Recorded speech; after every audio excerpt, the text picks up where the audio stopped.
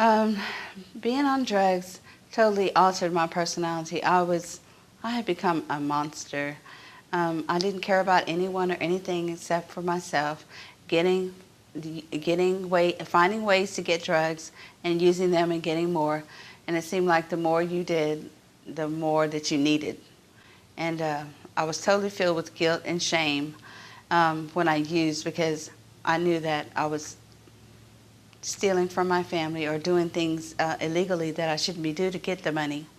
And I knew that because of the pain that I felt on the inside, unresolved issues that I was dealing with, that I was trying to medicate the pain that I was feeling, because I didn't have any coping skills and I didn't know how to deal with life on life's terms.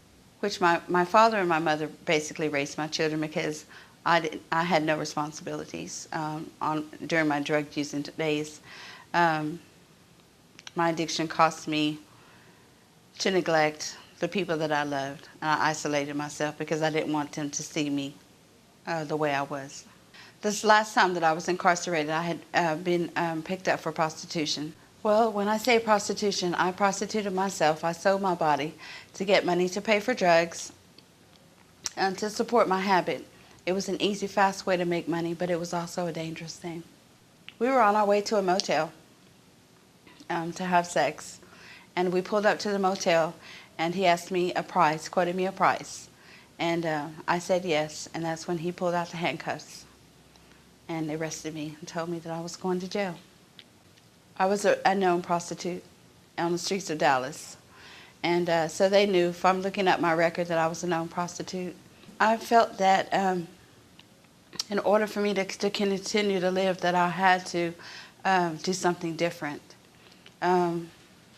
Insanity is doing the same thing over and over, expecting a different result, and that's what I was getting, the same results, because I was doing the same things. So I knew something had to change.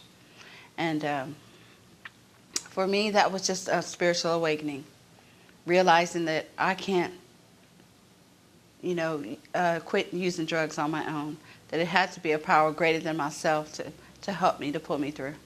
The Prison Fellowship has a prison reentry program that helped me to transition into opening doors for women in need.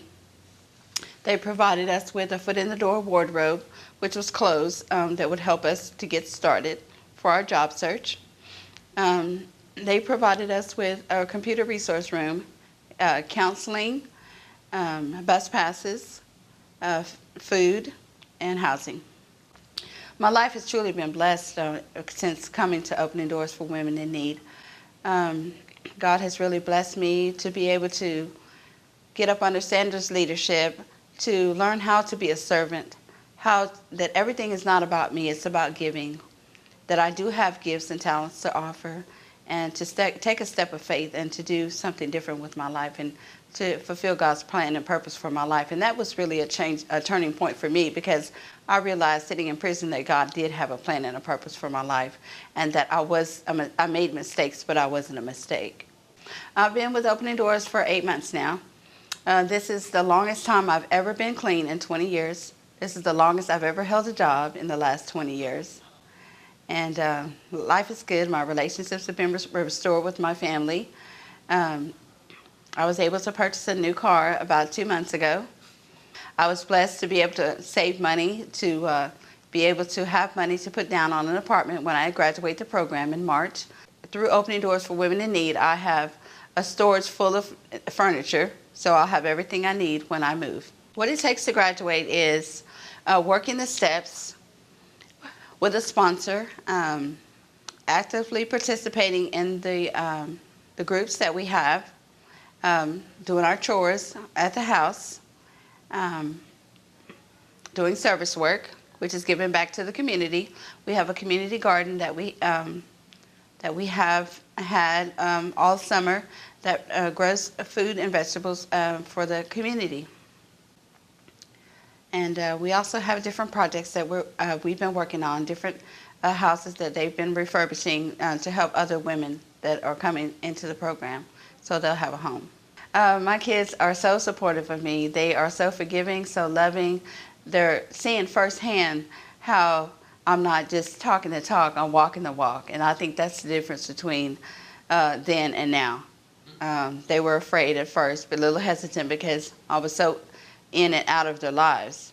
But now they see that, you know, hey, Mom's really doing this. That's great. Well, that's it. That's all I got. Thank you very much. Thank you.